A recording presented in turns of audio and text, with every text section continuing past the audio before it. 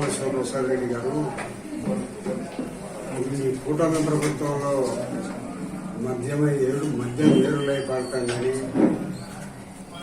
ఎక్కడ చూసినా బంగాటు ఇసుపెటాకులు విపరీతంగా అన్ని అక్రమంగా మత్తు సంబంధించిన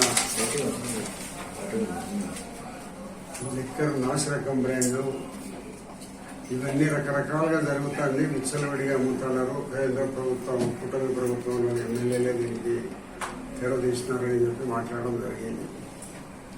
నేను చెప్తున్నాను, ఈరోజు కూటమి ప్రభుత్వంలో ఏ ఒక్క ఎమ్మెల్యేమైనా లిక్కర్ మీదకి సంబంధించి ఒక కేసులు పెట్టినారా?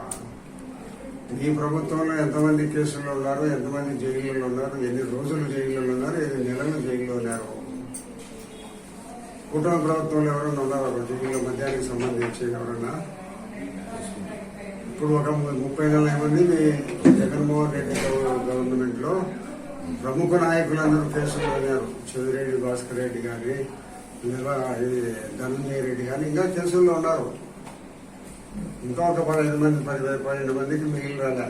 మిథున్ రెడ్డి కానీ వీళ్ళందరూ అక్రమ మద్యం రవాణాలో వీళ్ళందరూ వందల కోట్ల రూపాయలు సంపాదించినారనే దాని మీద విచారణలో వీళ్ళందరూ విచారణ ఎదుర్కొంటున్నారు. జైళ్లలో కూడా ఉన్నారు.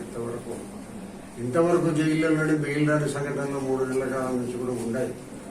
మరి నువ్వు ఏదో మాట్లాడుతున్నావు, ఈ ప్రభుత్వంలో ఎక్కడైనా ఒక ఎమ్మెల్యే ఎవరన్నా మద్యము తయారు చేయడం కానీ అందించడం కానీ జరిగినట్టుందే?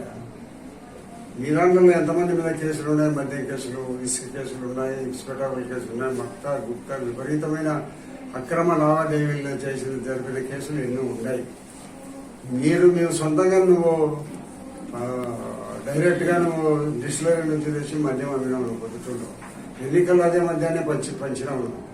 అంటే డైరెక్ట్ గా మా డిస్టిలరీ నుంచి గవర్నమెంట్ పోయి, గవర్నమెంట్ నుంచి షాపులకు వచ్చి, షాపుల నుంచి ప్రజలకు రావాలి. అట్లా లేకుండా డైరెక్ట్ గా డిస్టిలరీ నుంచి తీసుకొచ్చి అమ్ముకున్నారు కదా మీరు. ఎంతమంది కేసులు ఉన్నాయి, ఎంతమంది జైల్లో ఉన్నారు? నువ్వు ఈ ప్రభుత్వాన్ని గురించి మాట్లాడే అర్హత నీకు ఎంత మాత్రం లేదు. నువ్వు ఒక నయవంచకునివి. నువ్వు ప్రజల డబ్బును దోపిడీ చేసే ఒక దోపిడీ దొంగవు. ఇప్పటికీ నువ్వు మైలవరం కాలంలో ఆక్రమించుకొని ఉండవు. జమ్మలమడు రోడ్లు క్రిస్టియన్ స్థలాన్ని ఆక్రమించుకొని ఉండవు. ఎన్ని అక్రమాలకు నీ దగ్గర ఇప్పుడు కేరా పట్టర్స్ నీది అక్రమాలు జరుగుతున్నాయంటే ఈ విధంగా నువ్వు దోపిడీ చేసి నీ యొక్క దోపిడీని కప్పిపుచ్చుకునేదానికి ఈరోజు కూటమి ప్రభుత్వం మీద నువ్వు చెప్తావా? మాట్లాడేదానికి నీకు అర్హత ఉన్నాయి. కూటమి ప్రభుత్వం ఎవరి మీద ఏదైతే చూపేదానికి. కాబట్టి నువ్వు నీ హయాంలో మద్యం ఏరులే పనిండా లిక్కర్ గోవా నుంచి తీసుకొచ్చిన సందర్భాలు ఉన్నాయి. మరి ప్రతి ఒక్కరు కూడా లిక్కర్ కు ట్యాక్స్ కట్టకుండా తీసుకొని వచ్చి అమ్మిన సందర్భాలు ఉన్నాయి. చాలా మంది మీద మీ గుంపులో ఒక 20-25 మంది అక్రమ సంబంధాలు లిక్కర్ తో ఉన్నాయని వాళ్ళందరి మీద కేసులు పెట్టారు. జైల్లో ఉన్నారు, కోర్టులో ఎదుర్కొంటున్నారు. కాబట్టి నువ్వు ఏదో నగరాజ్ మాదిరి, ఏదో నువ్వు సత్యుల మాదిరి మాట్లాడుతుంటే నవ్వుకుంటారు ప్రజలు. నువ్వు ఎప్పుడైనా చూసుకో, ఈ కూటమి ప్రభుత్వం ఎక్కడైనా ఈ రోజు కూడా కొంతమంది ఎమ్మెల్యేలు ఏదో చిన్న తప్పులు చేస్తాంటే మా ముఖ్యమంత్రి గారు వాళ్ళను దండించడం జరిగింది. ఆయన ప్రతి మీటింగ్ లో హెచ్చరిస్తాడు ఎక్కడ ఎలాంటి పొరపాటు చేయకూడదని. అరుదుగా ఒకరో ఇద్దరు చేస్తాంటే వాళ్ళకు తగిన పరిస్థితి. పుట్టార మహేష్ సస్పెండ్ చేస్తే పరిస్థితి వచ్చింది. ఏ కార్యక్రమాలలో పాల్గొనకూడదని చెప్పినారు. మీరు ఎప్పుడైనా అటువంటి పరిస్థితి కలిగజేసినారా మీ ప్రభుత్వంలో? జగన్మోహన్ రెడ్డి గారు ఈరోజు అన్ని ప్రాంతాలలో పోయేటప్పుడు విచ్చలవిడిగా దౌర్జన్యాలు జరుగుతున్నాయి. మనుషులు చనిపోతూ ఉన్నారు. ఎక్కడంటే అక్కడ ఏదో రఫా అని కాగలేయడము, రూలు వేయడము, కార్లు అడ్డం పెట్టడము ప్రజాస్వామ్య పద్ధతులు అవన్నీ. ఈ మాదిరిగా మీరు ఏదో దౌర్జన్యంతోనే మేము మళ్ళా అధికారానికి వస్తామని చూస్తుంటే ప్రజలంతా ఏమి ఎరువులు కాదు. మీ యొక్క దౌర్జన్య పరిస్థితులు, మీ యొక్క దోపిడీ దొంగల మాదిరి దోసుకోపోతుంది.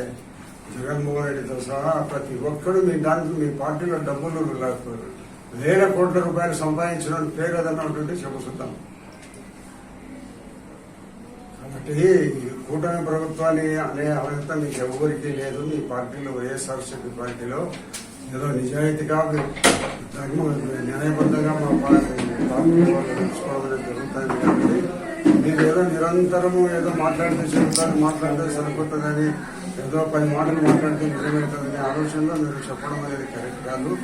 ఎక్కడ కూడా మద్యంతో కానీ మిగతా అసాంఘిక కార్యక్రమాలను సహించే ప్రసక్తి మా ముఖ్యమంత్రి గారు లేదు, ఎవరు జరగదు. అట్లా అవసరమైతే వాటిని పార్టీ నుంచి వదిలించడానికి కూడా సిద్ధపడతాం. కానీ ఇటువంటి అక్రమ మార్గాల్లో లిక్కర్ కానీ లేదా రకరకాలైన బయ్యాకులు కానీ ఈ ప్రభుత్వంలో విచ్చలవిడిగా మీరు లూజ్ వదిలిపెట్టి అందరూ అమ్ముకునే పరిస్థితి చేసిన తర్వాత ఈ కంట్రోల్ చేసిన దానికోసమే సరిపోతుంది మా గవర్నమెంట్ కు. ఎక్కడైనా నువ్వు విచ్చలవిడిగా దొరుకుతుందని నువ్వు మాట్లాడుతున్నావు, ఎక్కడ దొరుకుతుంది చెప్పు విచ్చలవిడిగా. కాబట్టి ఈ కూటమి ప్రభుత్వము వీలున్నంత నిజాయితీగానే పరిపాలన చేయాలని ఉంది. మీలాగా దొంగ లిక్కర్ అమ్ముకోవడము, దొంగ లిక్కర్ తయారు చేయడము, లేదా భూములు దందా చేయడము, రకరకాలైన అక్రమ మార్గాల్లో ఇసుక అమ్ముకోవడం కానీ, ఇసుక రోజు ఫ్రీ చేసినాము. ఈ దాంట్లో విషయంలో కోట్లు సంపాదించుకునే వాళ్ళు ఉన్నారు, మట్టిలో సంపాదించుకునే వాళ్ళు ఉన్నారు. ఈ రోజు కూడా మీరు మట్టిలో సంపాదించుకుంటున్నారని పేపర్లు వస్తుంది.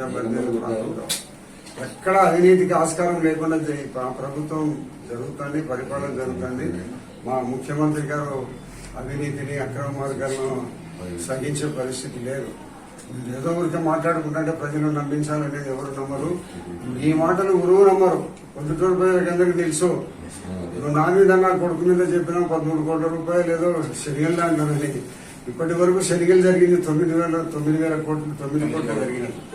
9 కోట్లలో 10 కోట్లు 13 కోట్లు ఎక్కడి నుంచి శనిగలు, రైతులు శనిగల డబ్బంతా కూడా మాకే చేయాలి సరిపోతుంది. రకరకాల ఆరోపణలు చేస్తాను. నేను ఒకటే చెప్తాను, నేను కానీ మా కుటుంబ సభ్యులు కానీ నా కొడుకు కానీ ఇంకా నువ్వు 50 ఏళ్ళు బతికేదానికి నీకు వయసు ఉంది. నువ్వు బతికే వయసులో ఎప్పుడైనా మా అవినీతి నీకు ఛాలెంజ్ చేస్తాను, నువ్వు నిరూపించుకో. మా కుటుంబ అవినీతిని ఎక్కడైనా ఉంటుంది. మేము మా కోసం బతుకుతాను, ఎవరి కోసం బతకడంలే. మా రాజకీయ జీవితాన్ని నిజాయితీగా బతికిపోవాలనేది మేము మా అంతకు మా నిర్ణయించుకున్నాం. ఒకరు చెప్పింటే మేము ఉండడంలే.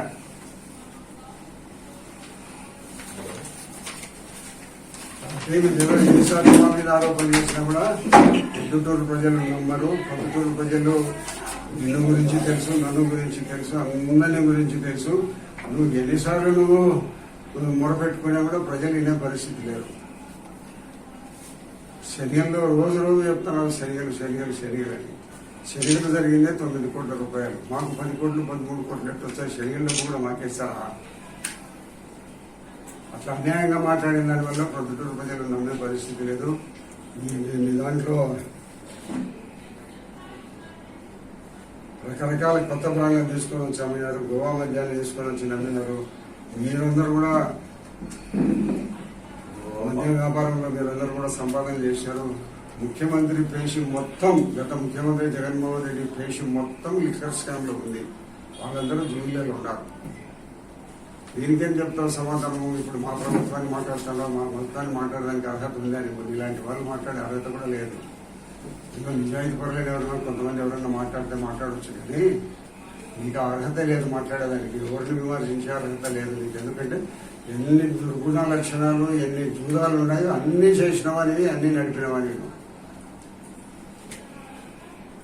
కాబట్టి కూటమి ప్రభుత్వాన్ని విమర్శించే అర్హత లేదు. కాబట్టి ఈ మాటను పొద్దుటూరు ప్రజలు విశ్వసించే పరిస్థితి ఒక్కడు కూడా లేదు. నువ్వు ఎంత మొదలుపెట్టుకునే వినే పరిస్థితి లేదు. నన్ను గురించి తెలుసు, నిన్ను గురించి తెలుసు, అందరి గురించి పొద్దుటూరు ప్రజలు కానీ రాష్ట్ర ప్రజలు కానీ ఆలోచిస్తున్నారు. నువ్వు ఈ పొద్దుటూరు నన్ను గురించి పొద్దుటూరులో కాదు రాష్ట్రంలో అడుగుపో. ఆంధ్రప్రదేశ్ రాష్ట్రంలోనూ, సమైక్య ఆంధ్రప్రదేశ్ రాష్ట్రంలోనూ అడుగుపో. నన్ను గురించి ఏం చెప్తారో నువ్వు ఊరికి చెప్తాను కానీ ఏమైతే పొద్దుటూరు ప్రజలు నమ్ముతారా? 2 రాష్ట్రాలను అడుగుపోయా నన్ను గురించి చెప్తారు. నేను లెక్క ఏదైనా స్కామ్లో పాల్గొనేవాడే నిజాయితీ పడినది. కాబట్టి ఎన్నిసార్లు ఎన్ని అబద్ధాలు మా మీద ఎన్ని 100 కోట్లు సంపాదించడామని కూడా ప్రజలు నమ్మే పరిస్థితి లేదు. అటువంటి పరిస్థితి మాకు అవసరం లే. మేము దిగజారి చెయ్యి కిందికి పెట్టి బతకాల్సిన పని మాకు లేదు. ఉన్నంతలోనే జీవించి బతుకుతామంటే.